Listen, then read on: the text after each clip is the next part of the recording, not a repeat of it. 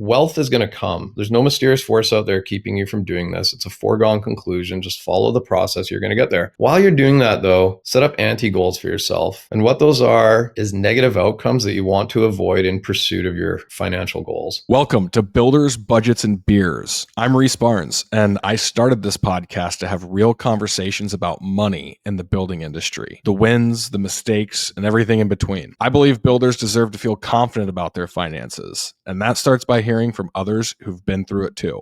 This industry can be slow to change, but the right stories and the right tools can make profitability feel possible. Let's get into it.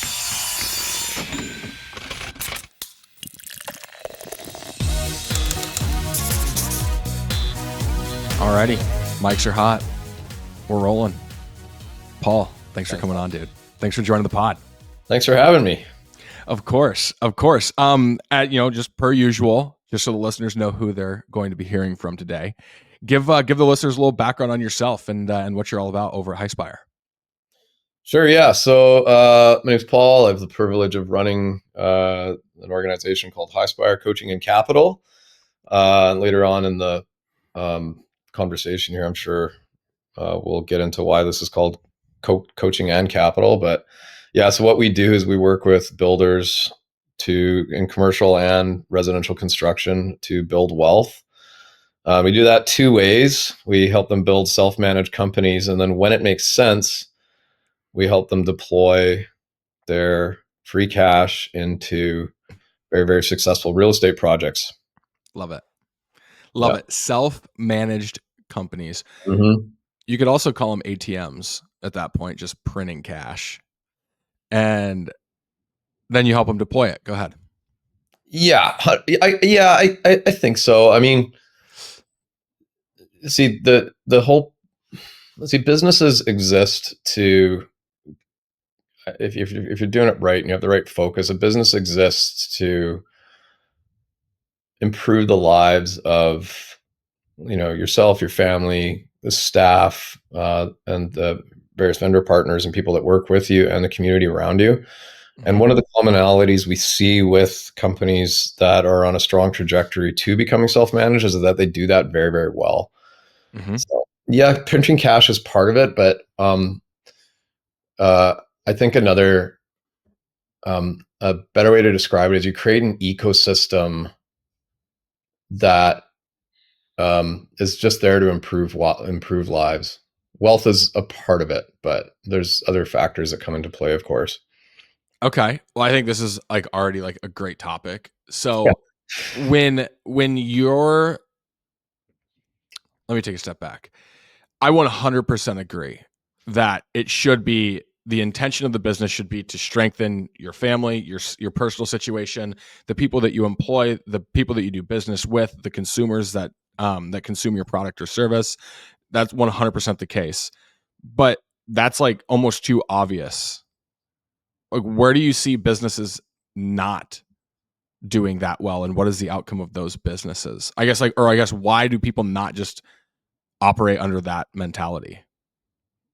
Oh, wow. Okay. There's a lot of threads to pull on there.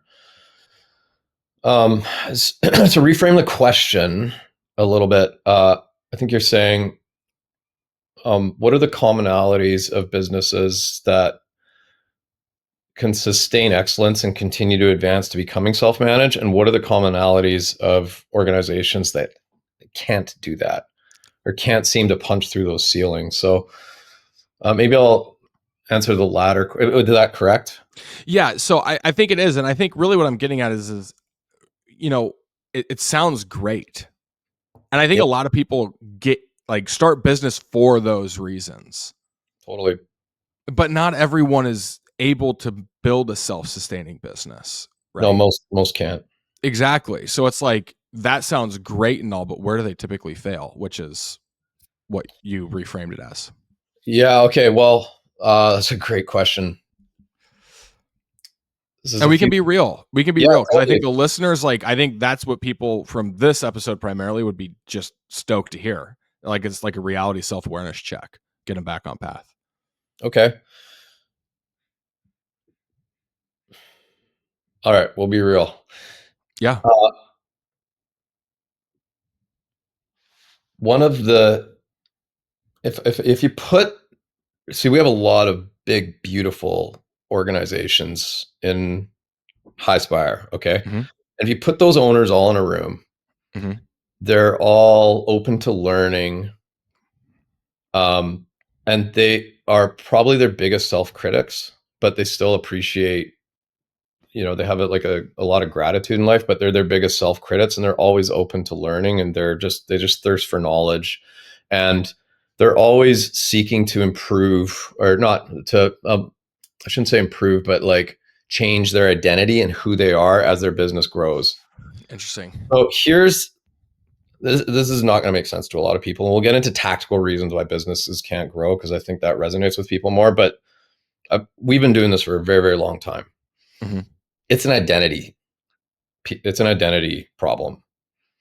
Okay, because um, most construction companies, most of them start off like this. You have a carpenter. Uh, he sees the owner's charging him out at $80 an hour. He's getting paid 35, and he goes, maybe I'm just going to try and do some side projects of my own. And then, pretty soon he does a good job. He does some good backyard spaces, some bathroom remodels, etc., and he starts getting some referrals, and now he has a business. Mm-hmm. Yeah, nailed it. But the problem is, at some point, right up to the point where he gets to like $1 million a year, maybe two, still a carpenter. Mm-hmm. But to move past that, you have to become a business person. And that's a whole different set of skills that you have to adopt. You have to be adept at managing your financial controls, which is why I was so excited when I found out about your guys' product.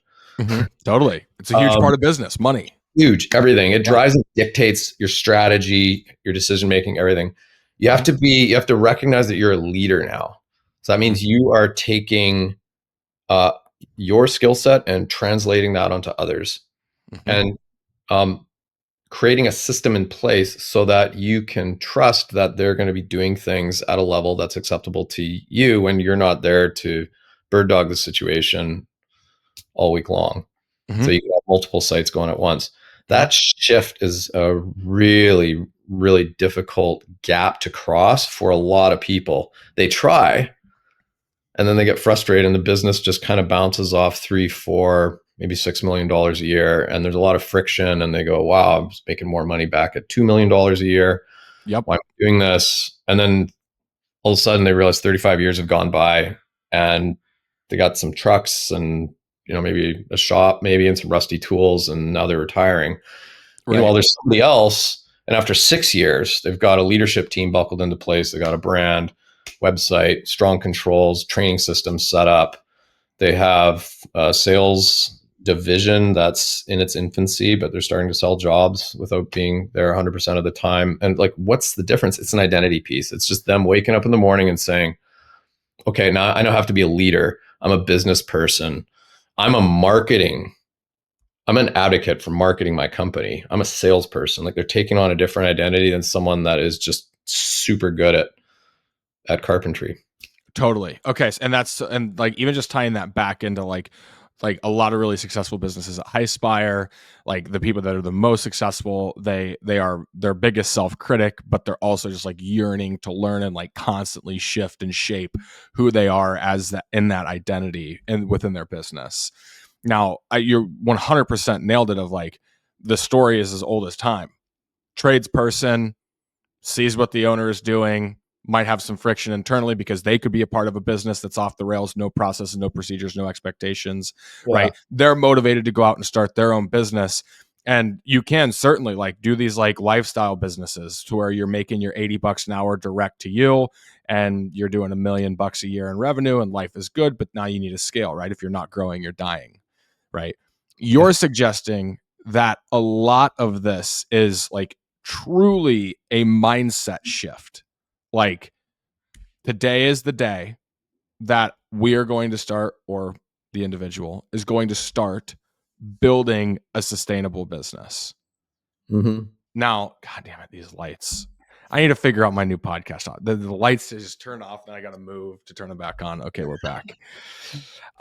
Point being is like tactically, okay, so that makes all the sense in the world. But for someone sitting here, is just like, okay, it's not just like waking up one day and saying I want to be a Major League Baseball player, right? It's not like just like one day saying it, or is it? And then it's having the control and the accountability to actually like follow up on the marketing. Can you go deeper on that than just like the wake up one day and like decide that you're a business owner, or is that it?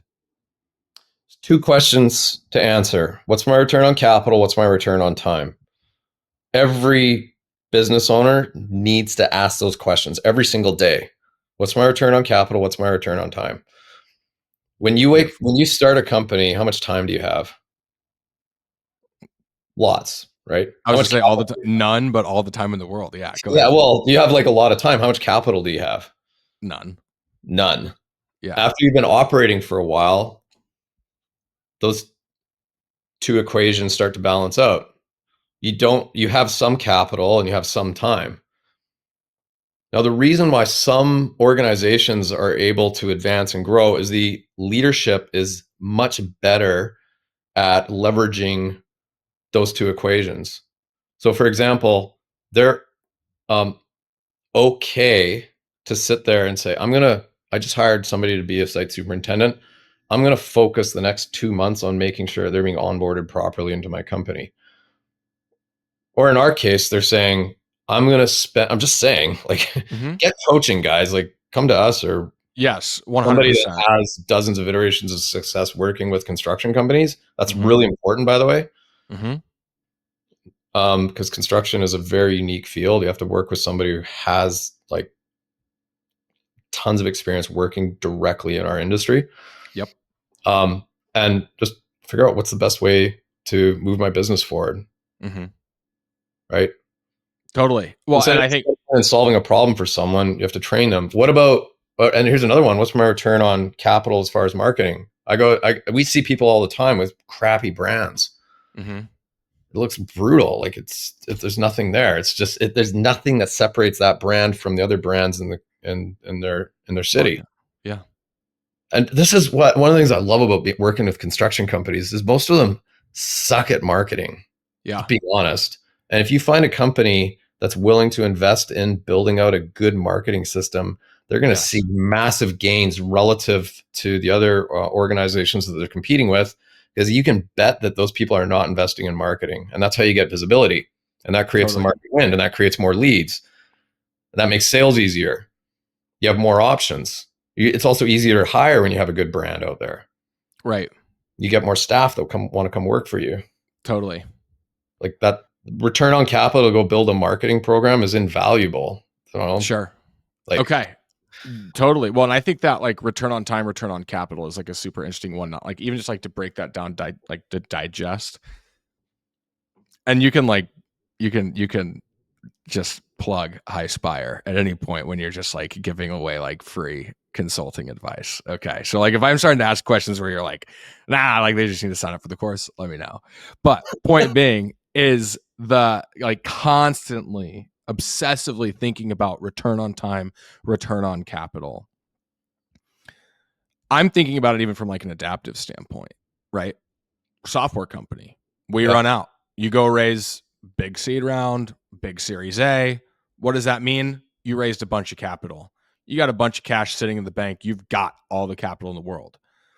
But the alternative is like you don't have all the time in a competitive space like software that you might have if you were like say a bootstrapped company. Not to say that a bootstrapped company no capital is gonna like has all the time in the world and it's like walking through a field of daisies, but the point is like you get all this capital so then you can accelerate through, right? And you can like run faster than other companies can because you have that resource. When you're thinking about organizing from the early days, talk about like the $1-2 million a year builder, and they have all the time in the world, no capital. What are some of the most like basic things, or what are the things that they should be prioritizing in those days when they have the time, mm. or when they're emphasizing their return on time? Or am I thinking about this wrong? Well, I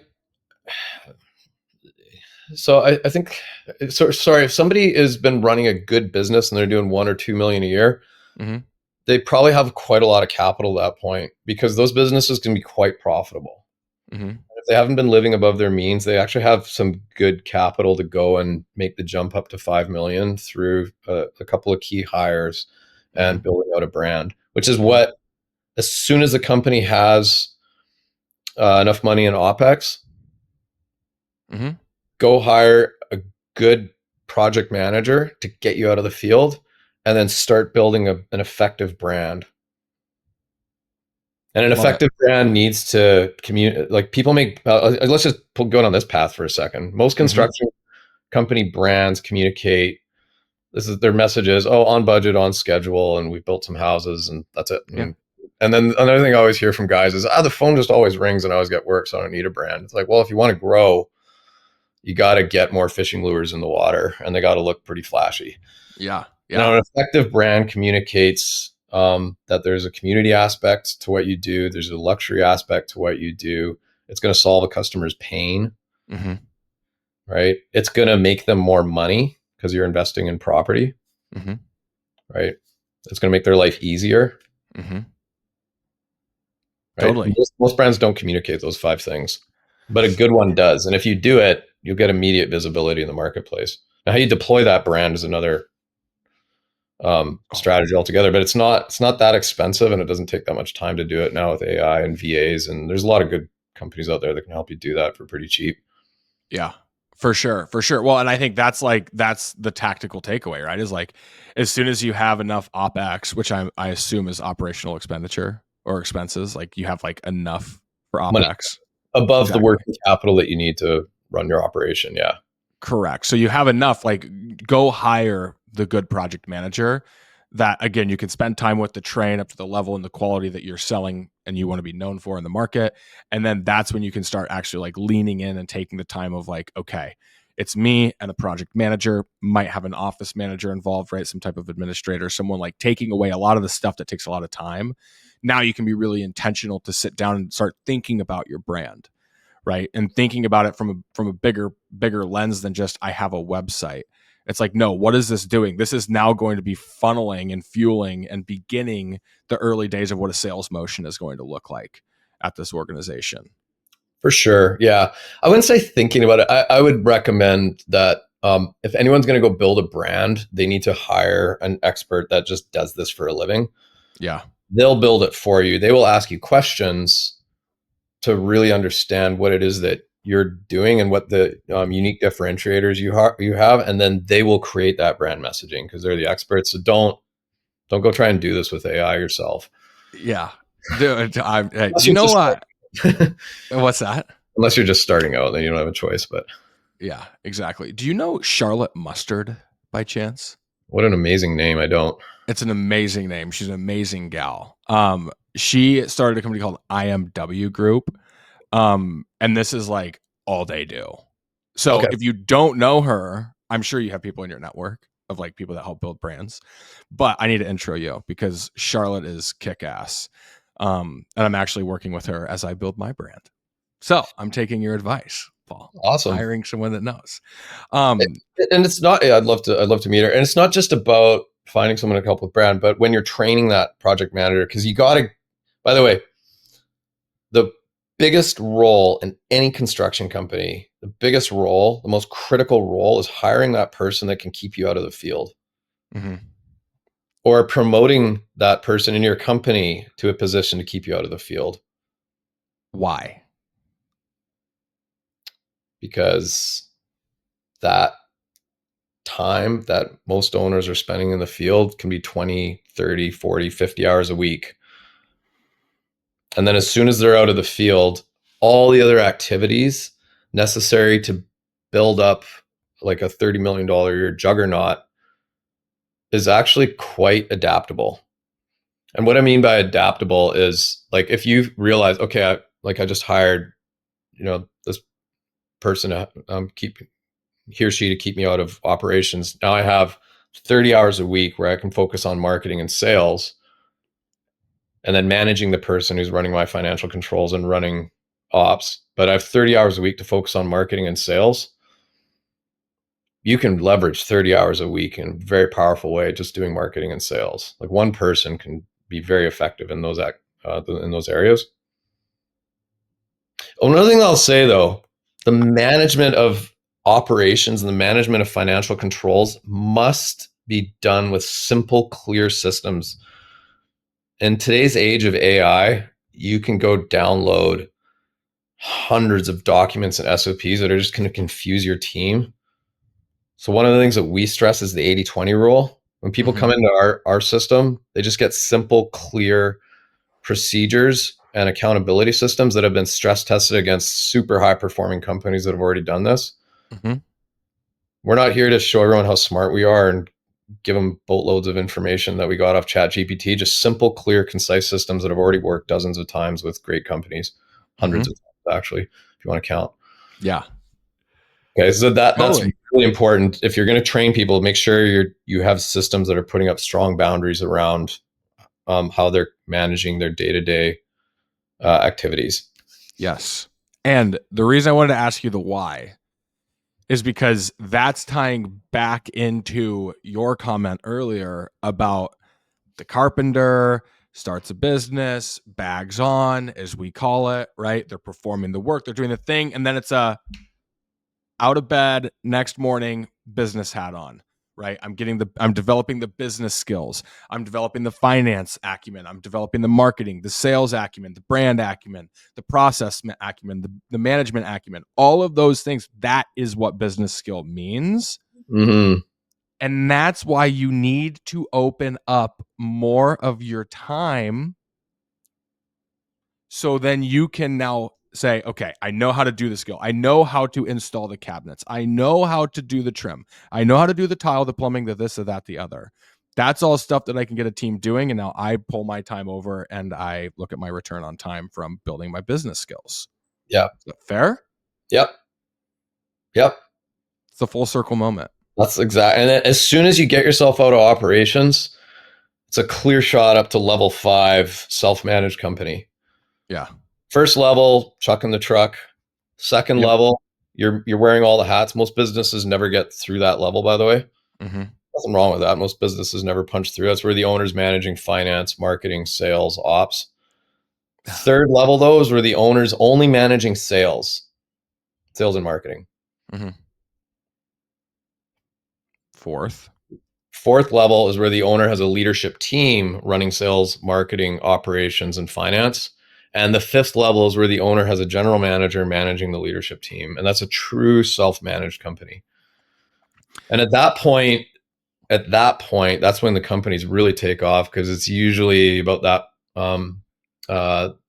It's usually at that level where they're rolling out like a little bit of equity ownership to their leadership team and their general manager, and then those people are all incentivize themselves to continue growing the organization beyond its current state. Mm-hmm. If it's doing 20 million a year, you'll see it'll jump to 30 million, and then they'll start talking about different revenue streams, et cetera, maybe operating in a different area. Yep. Because they're all motivated to continue growing the organization beyond your capabilities. And frankly, they're going to be better at their job than you at that point, because all they focus on is operations, or all they focus on is financial controls, which is great. And that's one of the hallmarks of a great leader, is they're able to train people under them to execute at a higher level than they can. Love it.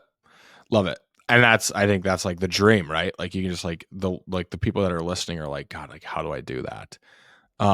Why do people, and this might be redundant, but why is it level 2 that always is like the biggest roadblock, the biggest hurdle? It's the identity piece. They just can't. I think I might be wrong, but I mean, I'd love to chat with you about this further offline, but I think it's the identity piece. Guys just can't, they just can't get themselves out of being a foreman that manages a job site. Yeah. They have to get themselves out of operations. And I mean, we could do it offline if you wanted to, but I think that, like, frankly, like, I guess this is how I've just ran Builders Budgets and Beers. It's like very authentic conversation. Sure. I think the conversation is good from a self-awareness standpoint, because I think, like, you need to have like takeaways in a podcast, and like people push structure, which I could probably get better at, but I'm just like so off the cuff. I think when you're thinking about the guys that can't get out of the way of being a foreman, do you think that it's because like that's where they've seen the most success and that's where they like internally place the most value on themselves? Like Yeah, it's a comfort thing, right? 100%. Yeah.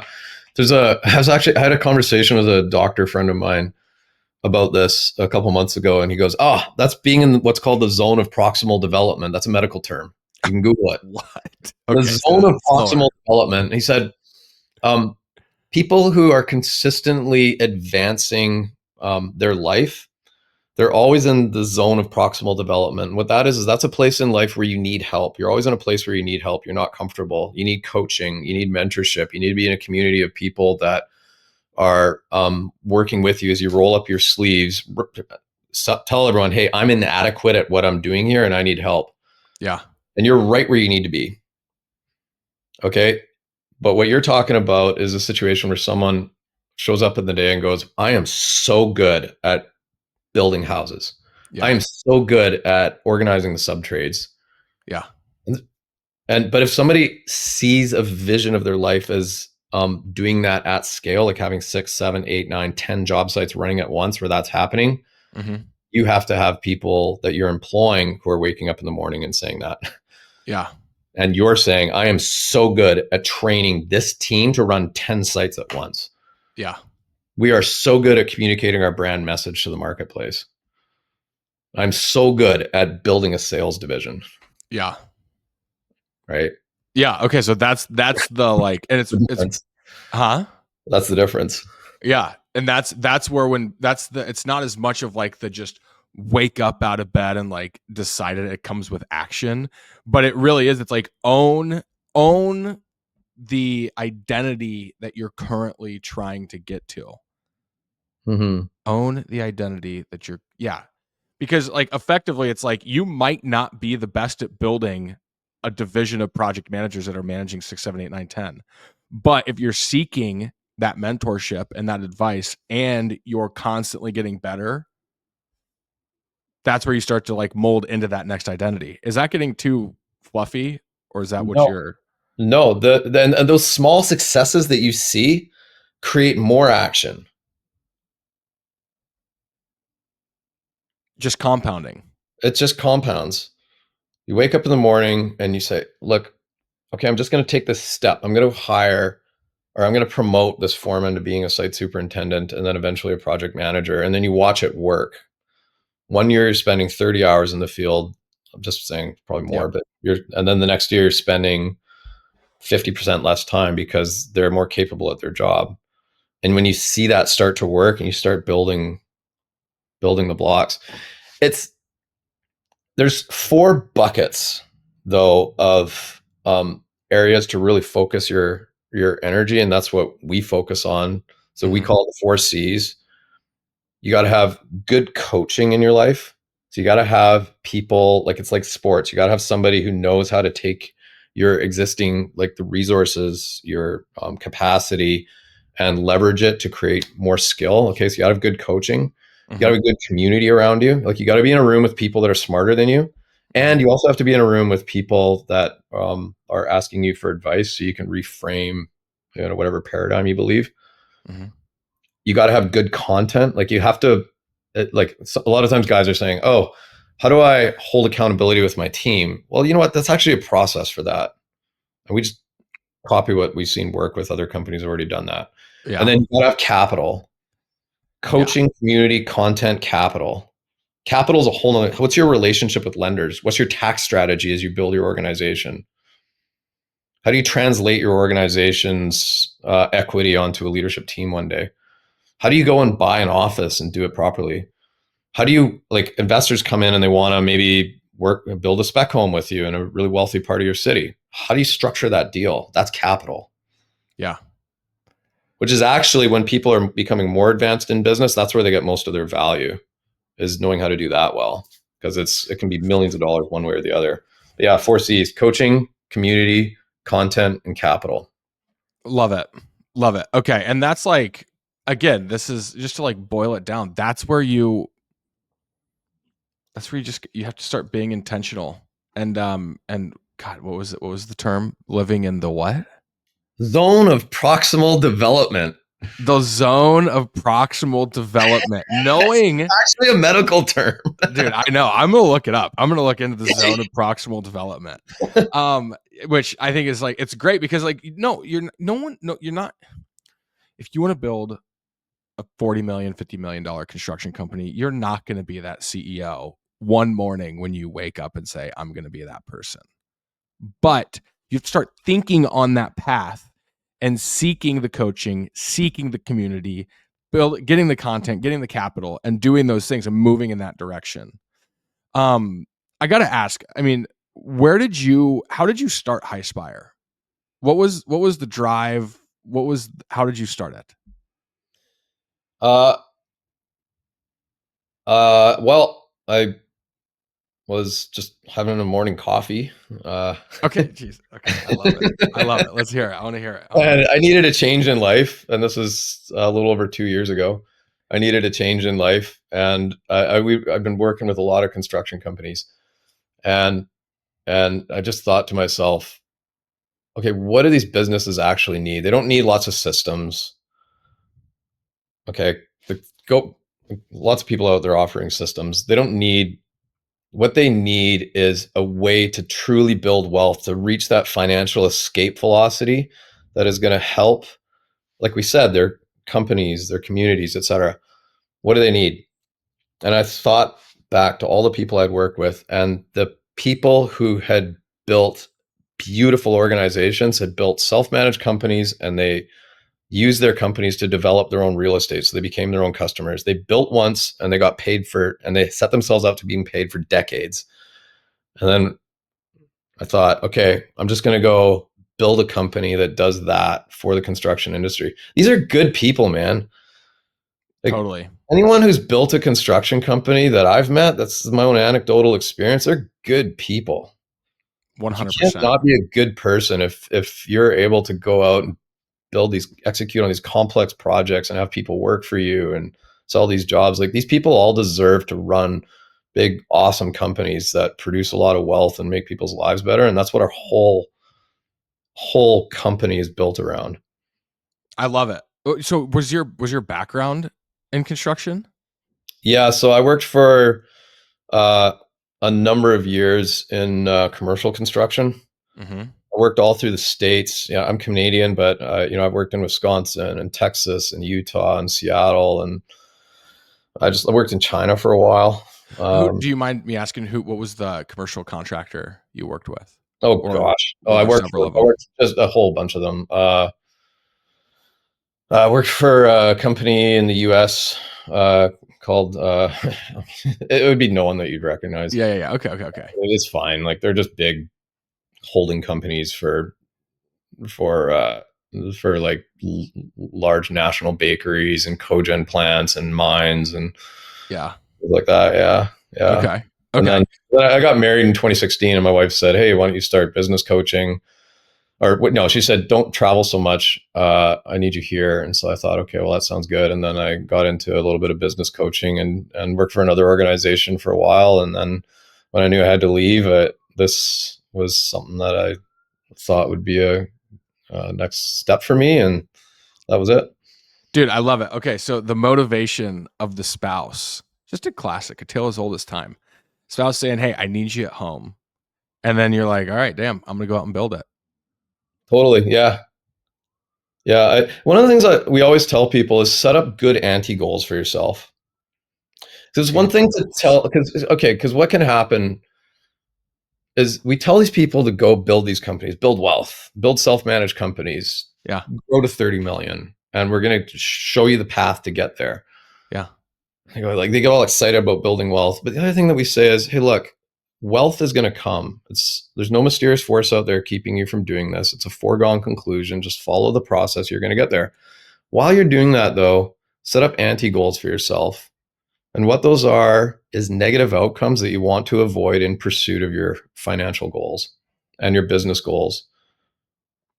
I Okay. love So, this. Yeah, yeah, you say, hey, look, I am not going to build my company if it means that I can't take my wife on a date once a week. I'm not going to build my company if it means that I can't be home to have dinner with my children, or that I can't drive my kids to school 3 times a week, or I'm not going to be able to work out, or go to wing nights with my buddies once a week, or whatever it is. The things that Right. give you fulfillment and happiness starts with family and looking after yourself, by the way. You Yeah, are not going to sacrifice those things in pursuit of your goals. The business is there to support your fulfillment, happiness, and your quality of life. totally.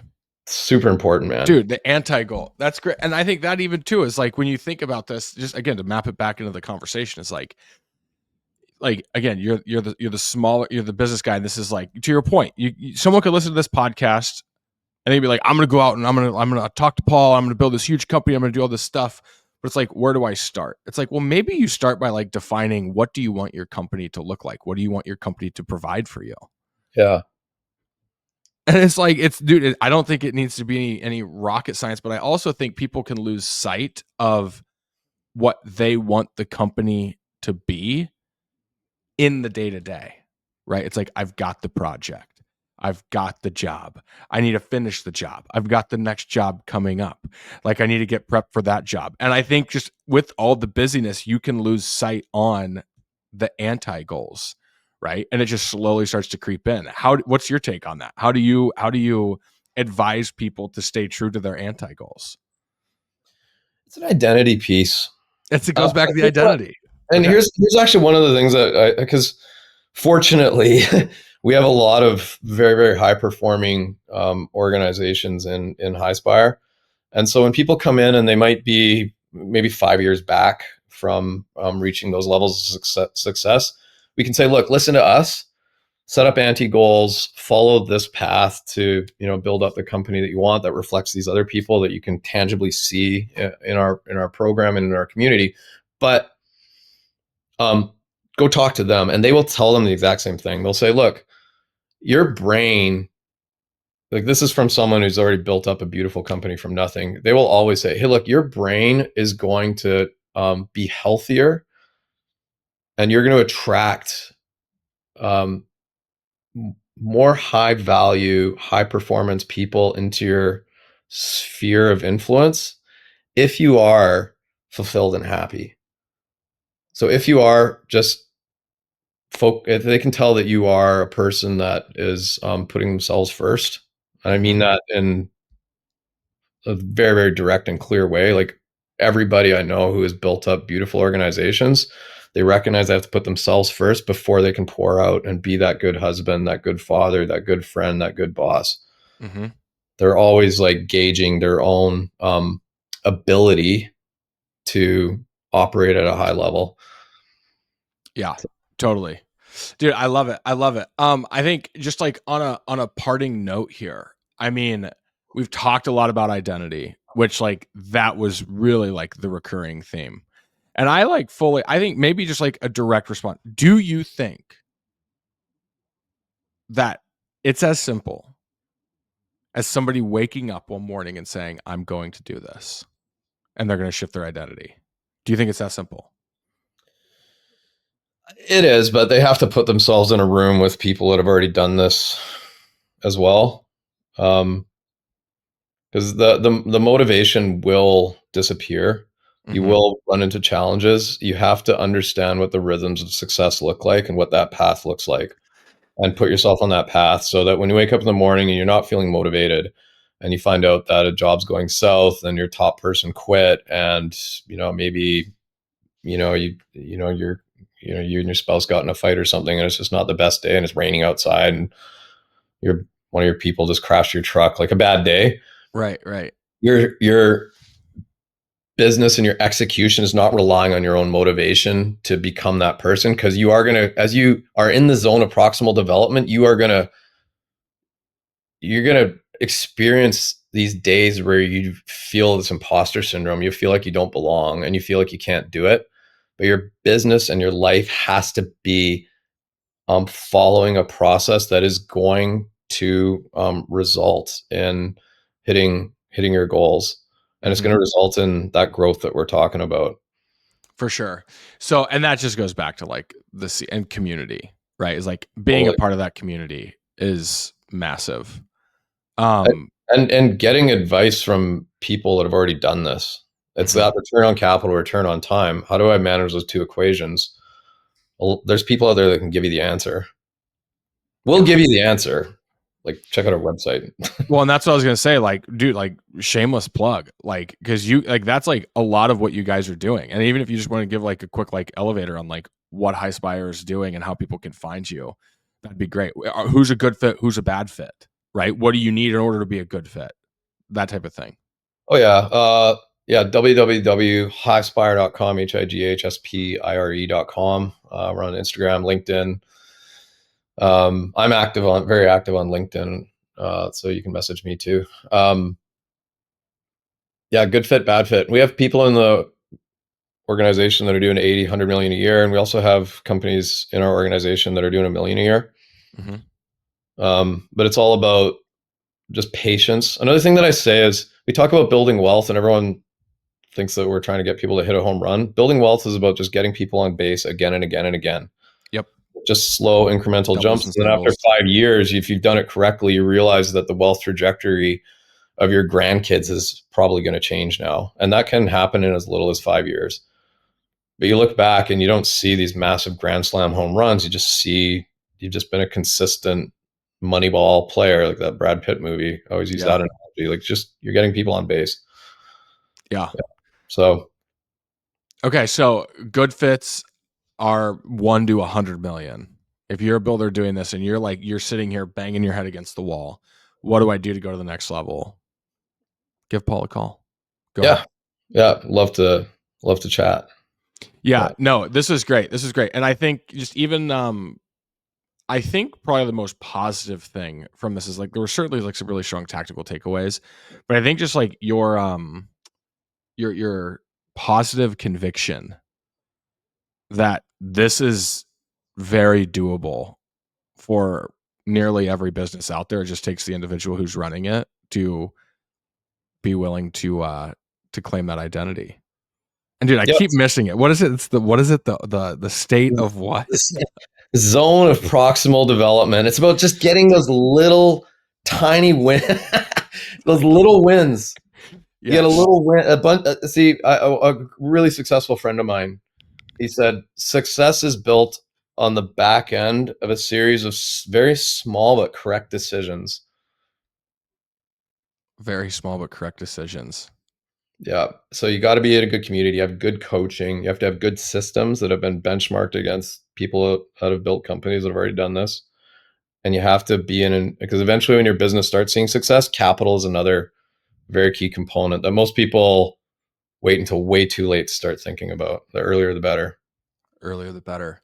Okay. No, Paul, I think this was killer, dude. Dude, I'm stoked to see you in Mexico. I And can't also if you wait. if Yeah. you and actually, yeah, another plug. Yeah, give him a plug on Myokoba. Oh yeah, yeah. We have an event that we're running in January. It's 5 days long, and we have experts coming in from all around North America. Like the top sales consultant in the construction industry in North America is coming. Two of the top tax strategists that were partners and top accounting firms working directly with construction and real estate development companies. We got AI experts coming in to work with us. The top builder in America is coming to teach people about how he grew from nothing to running a $50 million company operating in 5 different locations. Awesome. And the reason why this is a 5-day event is because we only work in the mornings, and then in the afternoon, we just give everyone a chance to go out into the resort and hang out with each other and talk and connect, because we're all builders and there's a lot of experts in this area, and you can get a lot of value just sitting by the pool chatting with somebody too. So, Love it. and it's also in a 5-star. It's also in one of the nicest resorts in North America too, Fairmont Mayakoba. Look it up. It's pretty ballin'. They have Yeah, a for great sure. rate too. So it's not super expensive. Yeah, no, this is definitely one to think of. If you just go to highspire.com /HX hyphen Mayakoba hyphen 2026. I'm sure there's an easy way to find it. You can probably get to it from the Highspire website. But no, I think this is great. I can't wait to hang out with you guys more. Super solid episode. I appreciate you jumping on, Paul. Yeah, this is fun. Good seeing you, Reese, as always. Yes, likewise. We'll chat soon. All right, man. Take care.